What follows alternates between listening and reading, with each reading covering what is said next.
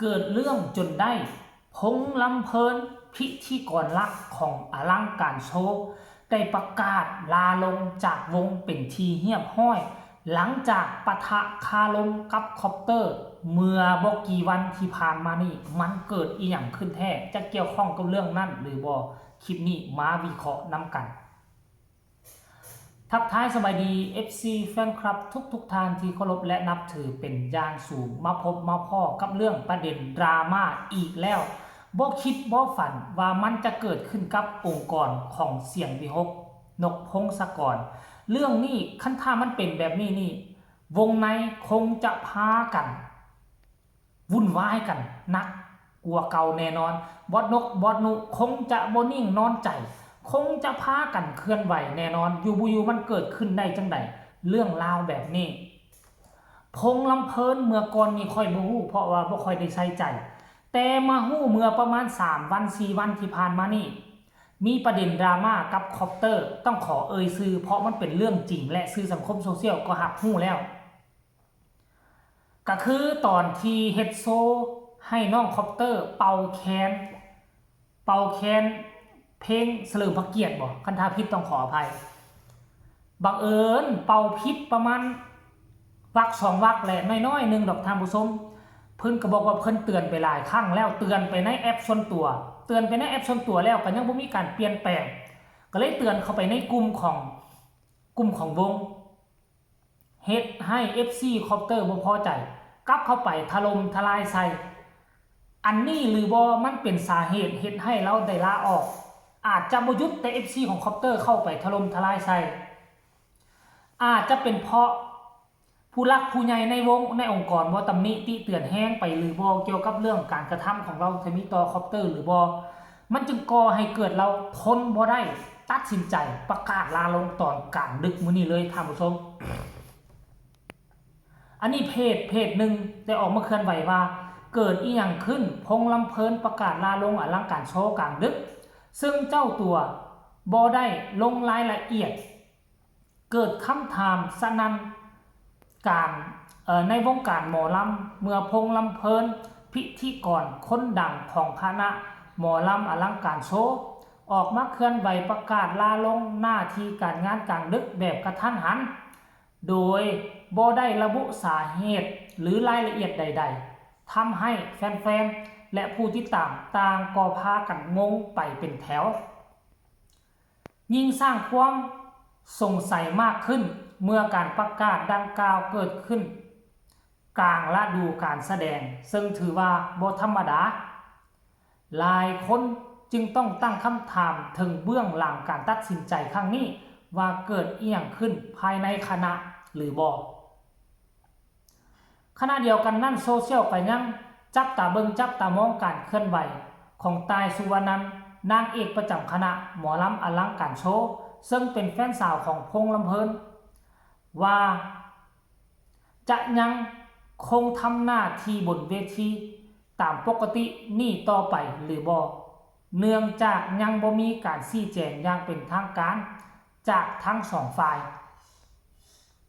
อย่างใดก็ตามจนถึงขณะนี้พงลำเพลินยังบ่ได้ออกมาชี้แจง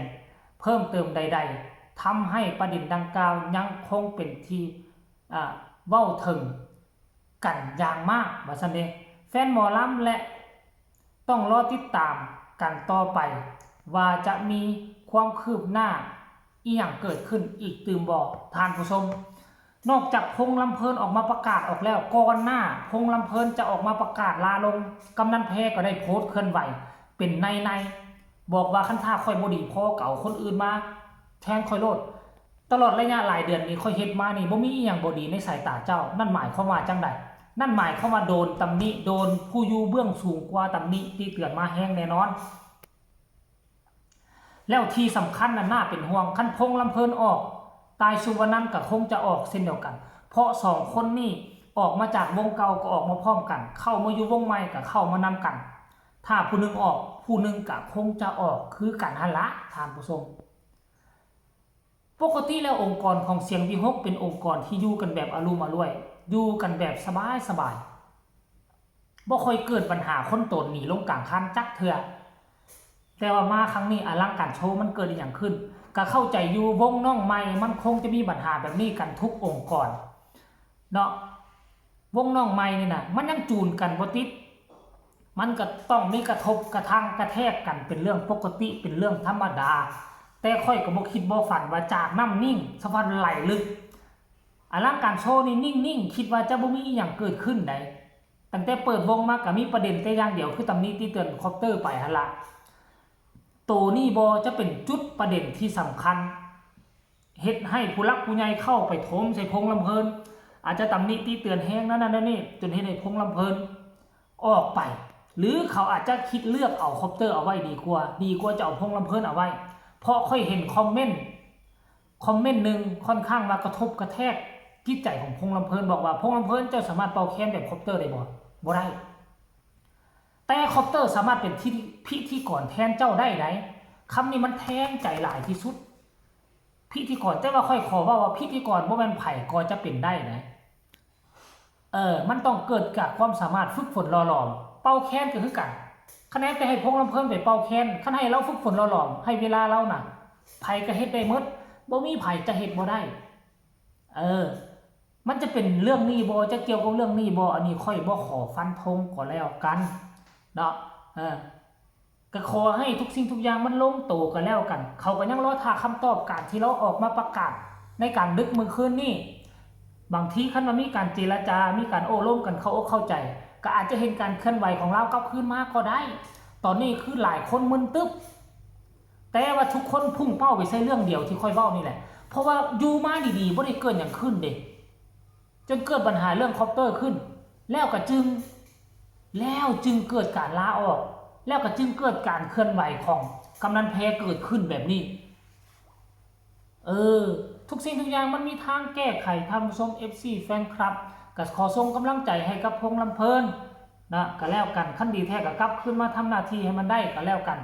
อยู่น้ำกันแบบเข้าอกเข้าใจมีอย่างมีปัญหาอย่างกันบ่ท่าโพสต์เคลื่อนไหวต่อว่าต่อข่าวโทรไปหากันแชทไปหากันโดยตรงมันจึงจะแก้ไขได้ขั้นถ้าบ่มีการโอ้ร่วมกันภายในมีการเคลื่อนไหวกระทบกระแทกกันแบบนี้สรุปรวมแล้วมันก็ต้องได้แยกทางกันขั้นถ้าว่าแก้บ่ถึงวิธีเนาะท่านผู้ชม FC แฟนคลับเป็นห่วงเป็นไงอลังการโชว์เป็นห่วงเป็นไงพงลำเพิ่นท่านผู้ชมเจ๊บ่ล่าก็ขอฝากฝังคลิปนี้เอาไว้ในอ้อมอกอ้อมใจ FC ทุกคนก็แล้วกันใครมีคำตำหนิติชมคำคิดคำเห็นก็ส่งข่าวมาได้ทั้งใต้คอมเมนต์ฝากกดไลค์กดแชร์กดติดตามให้แน่เพื่อจะบ่พลาดคลิปดีๆแบบนี้อีกต่อไปที่สำคัญอย่ากดข้ามโฆษณาพบกันใหม่ในคลิปหน้าสำหรับคลิปนี้ขอลาท่านผู้ชมไปก่อนสบายดี